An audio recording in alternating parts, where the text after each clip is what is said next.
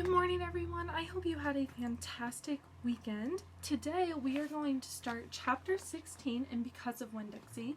So just a little recap over what we read last week.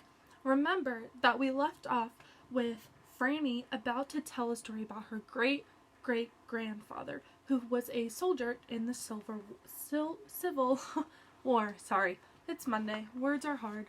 So what we're going to do is read chapter 16 together. So if you can go ahead and turn to page 105, we will get started. Litmus W. Block was just a boy when the firing on Fort Sumter occurred, Miss Franny Block said as she started in on her story. Fort Sumter, I said. It was the firing on Fort Sumter that started the war, said Amanda. Okay, I said. I shrugged. Well, Litmus was 14 years old. He was strong and big, but he was still just a boy. His daddy, Artley W. Block, had already enlisted, and Litmus told his mama that he could not stand by and let the South get beat, and so he went to fight too. Miss Franny looked around the library, and then she whispered, Men and boys always want to fight. They are always looking for a reason to go to war. It is the saddest thing. They have this abiding notion that war is fun, and no history lesson will convince them differently. Anyway, Litmus went and enlisted. He lied about his age. Yes, ma'am. Like I said, he was a big boy, and the army took him, and Litmus went off to war, just like that. Left behind his mother and 3 sisters. He went off to be a hero, but he soon found out the truth. Miss Franny closed her eyes and shook her head. What truth? I asked her.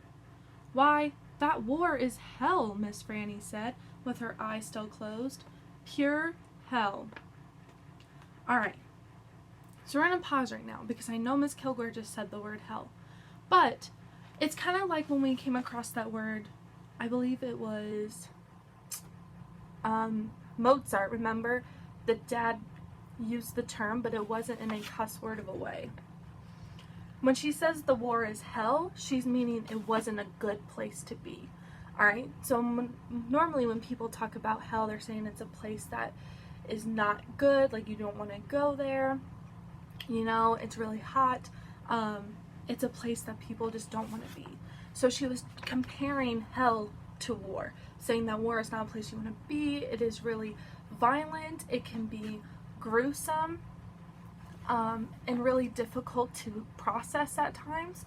So that's what she means when she says the word hell. It's not a cuss word, alright? It's just describing what war and comparing it to hell as a place. Alright, we're going to keep reading.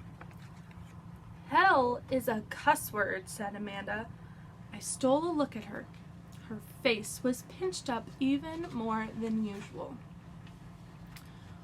War, said Miss Franny with her eyes still closed, should be a cuss word too.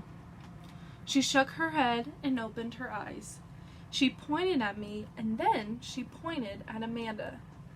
You, neither of you, can imagine. No, ma'am, Amanda and me said at exactly the same time. We looked real quick at each other, and then back at Miss Franny. You cannot imagine. Litmus was hungry all the time, and he was covered with all manner of vermin, fleas, and lice. And in the winter, he was so cold he thought for sure he would freeze to death. And in the summer, why, there's nothing worse than war in the summertime. It stinks so. And the only thing that made Litmus forget that he was hungry and itchy and hot or cold was that he was getting shot at. And he got shot at quite a bit. And he was nothing more than a child.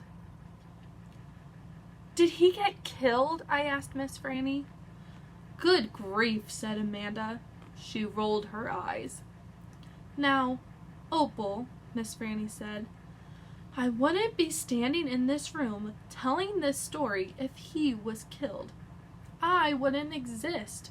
No, ma'am, he had to live. But he was a changed man. Yes, ma'am, a changed man. He walked back home when the war was over. He walked from Virginia all the way back to Georgia. He didn't have a horse. Nobody had a horse except for the Yankees. He walked.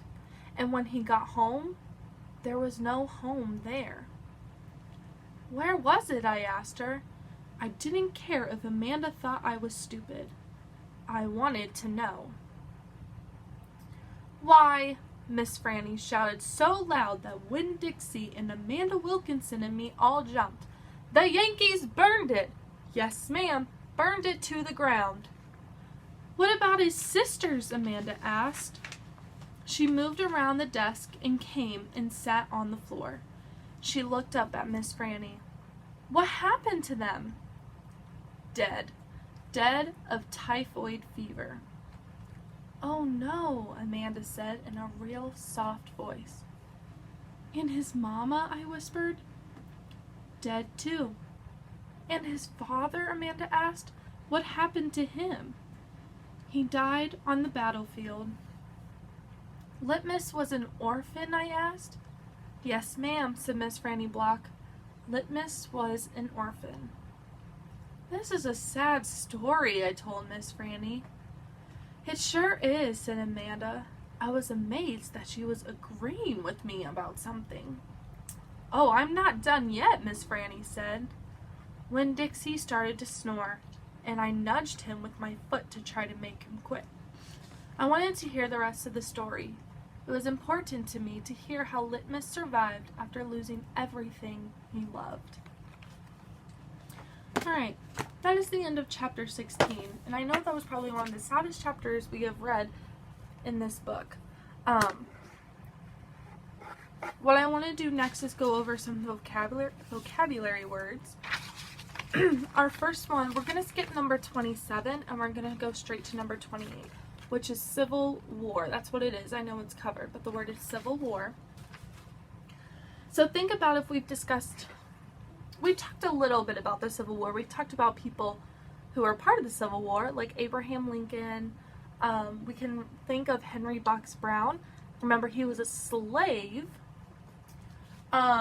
So maybe if you think about some of the people who are a part of the Civil War that we've learned about, and what they were fighting over and who was a part of the war, we know that the Civil War, see if I can hold it so you guys can see it, was a war that was fought between the northern and southern states over slavery, alright? So remember, I'll hold it right here, that way if you need to pause the video and then you want to go ahead and get the definition. Alright. Remember, the Civil War was fought between the northern states and the southern states over slavery. Remember, the southern states were for slavery and the northern states were against slavery. So that is why slaves from the south would try to, remember the Underground Railroad, which was a secret passageway that they would take to get to the northern states, because that's where they would be free. Alright, that is the definition of Civil War. What I want you to define on your own is the term slavery, which is number 29.